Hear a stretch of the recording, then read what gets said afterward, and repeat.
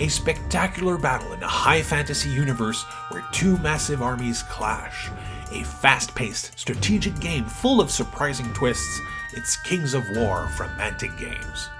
Hi, this is Mac Comedy from La Boutique Tabletop. Kings of War is not a game you'll find everywhere, at least not in my neck of the woods, but it really should be. It truly deserves to be the next game you try. Whether it's for the creation of dioramas, its fantastic, accessible, and free rules, the variety of available factions, or its much lower cost compared to other large-scale war games, Kings of War is just chock full of what we love. Kings of War is what's called a rank-and-flank mass battle fantasy wargame. What that means is that there will be a lot of miniatures on the table, they'll be grouped together on larger bases, and their orientation is crucial to gameplay. The front of the base determines which units you can attack, and you definitely want to avoid being hit on the flanks, because that's twice as painful. One of the most distinctive aspects of Kings of War is how you can assemble and paint your models. Instead of moving a ton of individual miniatures on the table, you can create dynamic dioramas, or what Mantic calls multi-basing. This means you can create a scenic base incorporating terrain elements and all the figures you need for a unit, and that's the entire thing that moves as a block. It's strategically interesting and speeds up gameplay. Unit sizes vary, affecting their attack power and resilience. For example, this is a troop of Tormentors from the Night Stalker's army. It's fast and agile. They hit hard for their size but have glass jaws. This is a regiment. Grouped this way, they're slightly stronger and a little more durable. The troop costs 120 points, while the regiment costs 185. What will you choose? This is a regiment of scarecrows, also from the Night Stalker's army. They're slow and weak, but cost very few points to include in your army. They're not meant for attacking, they're meant to get in the way. This is a horde, and this is a legion, which is likely to absorb an immense amount of damage before being removed from the battlefield. Now, beyond the fun of creating dioramas, there's also a practical aspect to this. Fewer miniatures are needed. For example, the tree trunk, and cornfield take up space, allowing me to field fewer scarecrows on the base while still representing the unit in full. These models I saved can go towards building another unit. Multi-basing is optional, of course. If you prefer to use your Kings of War miniatures in other ways, quite possibly for other games, you can simply group them together with sticky tack on the required bases, and you're ready to play Kings of War. There are about 20 different factions in Kings of War, even more when you include sub-factions, and each has its own unique playstyle. The differences are clear and intuitive and don't require a PhD to understand what sets them apart. For example, almost all Night Stalker units have the stealthy special rule, making them harder to hit with range attacks. They also have Mind Thirst, giving them an extra chance to stay in combat if an enemy leader is nearby. Most Ogre units have the Brutal special rule, which increases their chance of making enemy units waver or rout after a melee attack. Many Ogre units can also add a Crocodog, allowing them to reroll 3 attack dice once per game in close combat. That's something other armies simply don't have. All these game mechanics are easy to grasp. When facing an opponent's army, you quickly understand how it works. There's no need to buy a separate faction book. Everything is included in a single rulebook, with annual updates in the Clash of Kings booklets, or through the very well-designed Kings of War app, which is available from Mantic Games' website. The core rules and app are free, though a subscription unlocks advanced features like clickable keywords and the possibility of building several armies in multiple games. Kings of War offers a variety of game modes and scenarios. Some scenarios require holding objectives, controlling territory, or simply eliminating more units than your opponents, the classics of wargaming.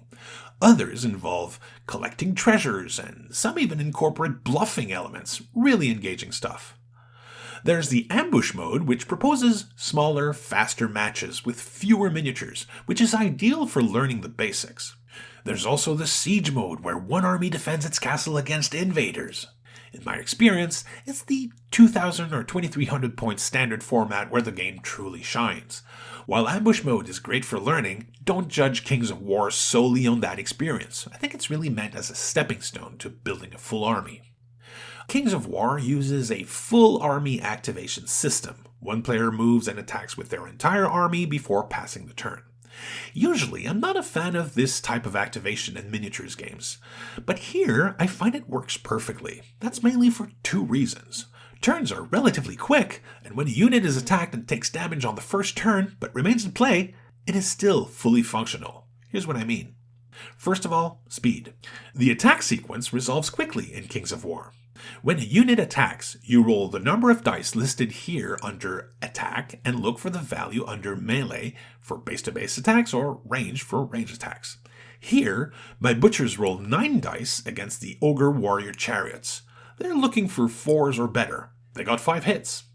Now the Ogre's defense is 5+, but the Butchers have the Crushing Strength 2 special rule, which reduces the Ogre's defense by 2. So I take my successful attacks and now I roll them to see if they wound the Ogres. I need 3s or better. I got 4. So the Ogres take 4 points of damage that will indicate with a die next to the unit. Will the Ogres waver or rout? Well, I roll 2 dice. I add that to the cumulative damage, we call it the nerve test, it comes to 9. It would have taken a total of 17 for the Ogre Warrior Chariots to rout, so they stay in the fight. In full. All this happens pretty quickly. Attack, defense, nerve. Attack, defense, nerve. The attacking player rolls everything, and we don't remove any models with the wounds. It's as if the damage had been distributed over the entire unit instead of losing members. This brings me to the second point. On their turn, the Ogre Warrior Chariots unit is there in full force. They took damage, yes, but they didn't lose any models in the unit. They're all here, so they attack at full strength. As long as a unit isn't wavered or routed, it's there in full force and it rolls all its dice when it attacks. This, I find, allows for more twists and turns. It's less discouraging when you get attacked on the first turn, and it's better balanced for routing giants and monsters. I really like it a lot. So, where do you start? Well, there are several starter boxes to choose from for Kings of War, 2-player starter sets, all of which contain 2 army starters. But keep in mind, that's what they are, starters. You'll get enough minis for each player to play a small ambush match, and there's the full rulebook, except for the Chill of Twilight box, which doesn't contain the book. But since Kings of War allows allied armies, a 2-player starter can also be a great deal for a single player.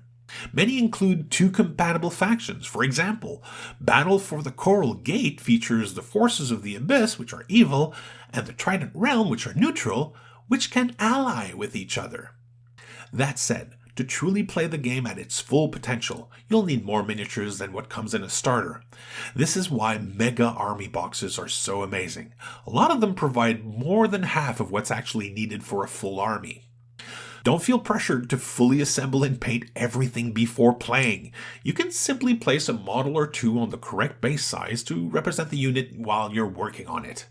Part of the joy of miniature wargaming is having beautifully painted models on the table, of course, but you can still start playing before everything is done. The rules for Kings of War are solid. It will likely take you a few matches to grasp all the nuances of flanking and multi-unit charges, but otherwise, it's all very intuitive. The rules are very well written, and I found them easier to grasp than many other wargames. At the time of posting this video, a new game element has just been introduced, Command Dice, adding more faction flavor and making heroes even more interesting in the game. We found it to be a great addition to the rule set. Simply put, Kings of War is an outstanding game. I highly recommend it. Now go get yourself a box, have fun, and see you soon.